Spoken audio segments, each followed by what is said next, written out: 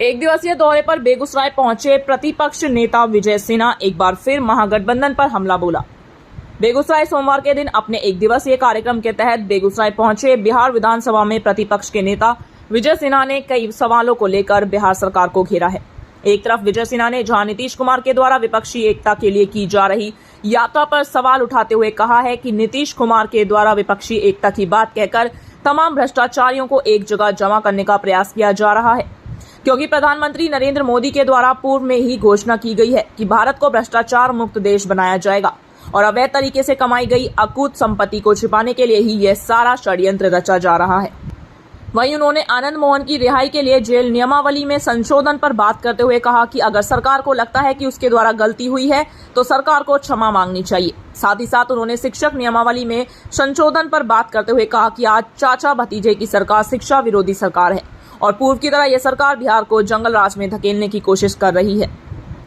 आज बिहार की शिक्षा व्यवस्था बिल्कुल ही चौपट हो रही है और शिक्षक अभ्यर्थी आंदोलन करने को विवश है। वहीं जातीय जनगणना पर सवाल उठाते हुए उन्होंने कहा कि जातीय जनगणना से कुछ होने जाने वाला नहीं है। एक तरफ जहां विकास कार्यों को अवरुद्ध किया जा रहा है तो वहीं छात्रों एवं शिक्षकों के भविष्य से भी खिलवाड़ किया जा रहा है। आज विद्यालय में शिक्षकों की कमी है और छात्र पढ़ाई के लिए इधर उधर जाने को विवश है। साथ ही साथ उन्होंने सरकार की शराबबंदी नीति पर भी सवाल उठाते हुए कहा कि विपक्ष में रहते हुए उन्होंने शराबबंदी नीति पर शुरू में ही सवाल खड़े किए थे और आज सरकार के द्वारा शराबबंदी कानून अवैध कमाई का जरिया बनता जा रहा है। और देखा जाए तो गोपालगंज हो या समस्तीपुर या फिर चाहे बेगूसराय, सरकार में सम्मिलित लोग ही शराबबंदी कानून को विफल करने की कोशिश में लगे हुए हैं एवं अवैध तरीके से शराब का निर्माण एवं भंडारण तथा बिक्री कर रहे हैं। उन्होंने कहा कि बिहार को उड़ता पंजाब ये गठबंधन सरकार बनाना। उन्होंने कहा कि अगर भारतीय जनता पार्टी की सरकार बिहार में बनी तो पूर्ण नशाबंदी बिहार में होगी, यहाँ कोई भी नशा नहीं लागू होगा। कुल मिलाकर नेता प्रतिपक्ष विजय सिन्हा ने बिहार सरकार को आड़े हाथों लेते हुए कई सवाल खड़े किए हैं। बीएनपी न्यूज के लिए बेगूसराय से दिनेश चौधरी की रिपोर्ट। कहते हैं शराबबंदी और एक तरफ शराब पीने के बाद जो मरेंगे उनको मुआवजा देगी सरकार, तो सर इस चीज़ को कहाँ तक सही मानते हैं आप? अगर हम बात करें सैद्धांतिक रूप से इसको कितना सही मानते हैं शराब पीना और शराब पीने के बाद मरने पर 4 लाख मुआवजा लेना? देखिए, सरकार कोई नीति बनाती है तो आपको जानकारी हो कि जिस समय नीति बनी थी सदन के अंदर मैं ही डिबेट कर रहा था और मैंने ही विपक्ष में बैठे थे। हमने प्रश्न उठाया था कि मुख्यमंत्री जी आपकी नीति अव्यवहारिक है और सफल होगा, क्योंकि जो आपके संग बैठे हैं उनकी नीयत साफ नहीं है। हम करनी और कथनी जब एक नहीं रखेंगे तो शराब की नीति सफल कैसे होगी? हम एक तरफ पूर्ण शराबबंदी की बात करते हैं, दूसरे तरफ शराब बनाने वाले फैक्ट्री के मालिक को गोपालगंज में उम्मीदवार बनाते हैं, शराब पीने वाले को हम कुर्नी में उम्मीदवार बनाते हैं और जदयू के बड़े लीडर आपके बगल के जिला समस्तीपुर में शराब के सप्लाई करते हो। तो जब सत्ता में बैठे लोग इस तरह के खेल करके अकूत संपत्ति के मालिक बनेंगे, अपने दल को चलाने के लिए पैरेलल अर्थव्यवस्था बनाएंगे, तो 4 लाख लोगों को जेल भेजना, दलित, शोषित, अति पिछड़ा, कमजोर तबका के लोगों को, और उस पर जुल्म ढाना, 7 लाख लोगों को कानून के दायरे में लाकर उस पर अत्याचार करना, दोहन शोषण करना, ये उचित है क्या? इसलिए सरकार को जिम्मेवारी लेनी पड़ेगी। जब पूर्ण शराबबंदी है तो शराब कैसे बिक रहा है, शहर में शराब कैसे आ रहा है और आपके पदाधिकारी किसको पकड़ रहा है? जो लोग मंथली बांध दिया, सेटिंग गेटिंग कर लिया, उसकी गाड़ी नहीं पकड़ाती है, वो लोग माफिया नहीं पकड़ाते हैं। जिनका माल देने में आगे पीछे हुआ या कमी हुई उसी का व्यवस्था पकड़ाता है। आपके बेगूसराय के अंदर भी जो गोली चला कई किलोमीटर तक शराब की गाड़ी को निकालने के लिए, आज तक उसका रिपोर्ट क्यों नहीं दिया? मुख्यमंत्री जी जातीय चश्मा से आपने उसको देखने का काम शुरू किया था, क्यों नहीं वो रिपोर्ट आई आज तक? और ये खेल सत्ता में बैठे लोग खेल रहे हैं, इसलिए सत्ता में जिम्मेवारी है इनकी। और भारतीय जनता पार्टी आएगी तो हम पूर्ण शराबबंदी की बात ही नहीं, पूर्ण नशाबंदी की बात करेंगे।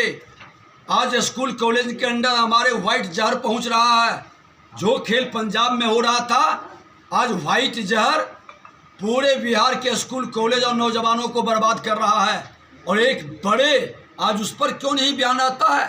प्रशासन की उस पर, और एक बड़े आज उस पर क्यों नहीं बयान आता है?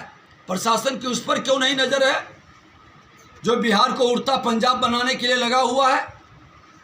तो सरकार की जिम्मेवारी है, और सरकार को अपनी जिम्मेवारी का एहसास हुआ कि ये हमारे गलती से अनाथ हुए और विधवा हुआ,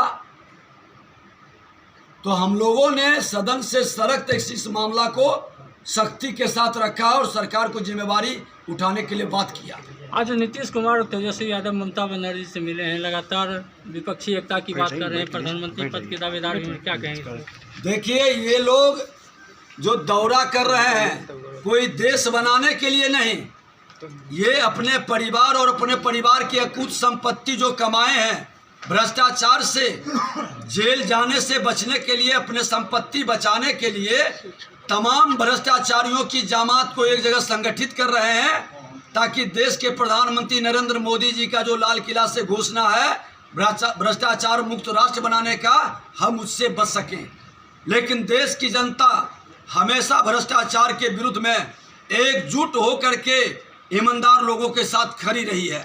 सर, सरकार की एक नई नियमावली आई है सर, जिसको लेकर के लगातार शिक्षक अभ्यर्थी और शिक्षक धरना प्रदर्शन कर रहे हैं, विरोध कर रहे हैं सर, और लगातार 4 साल से नौकरी का इंतजार कर रहे हैं। अब वो धरना प्रदर्शन और लाठी खाने को मजबूर हैं। देखिए, ये सरकार की नीयत में खोट है, इसीलिए नीति सफल नहीं होती है।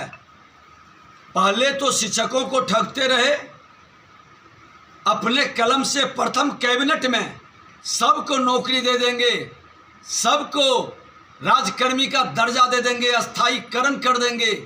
ये उप मुख्यमंत्री क्षमा मांगे शिक्षकों से, और शिक्षकों के साथ नई नियमावली के तहत जो CTET और BTET के माध्यम से ऑलरेडी परीक्षा दे करके बैठा है, पास करके, उससे परीक्षा लेने का क्या औचित्य है?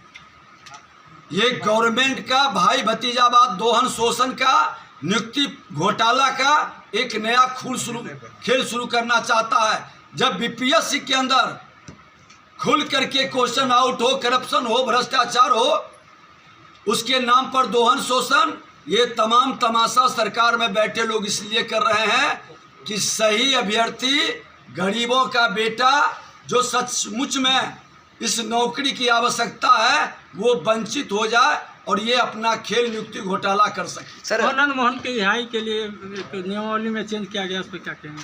बीजेपी का क्या स्टैंड है सर? हम तो पहले भी कह चुके हैं कि अगर जो सरकार को एहसास होता है कि हमने गलती किया है तो क्षमा मांगना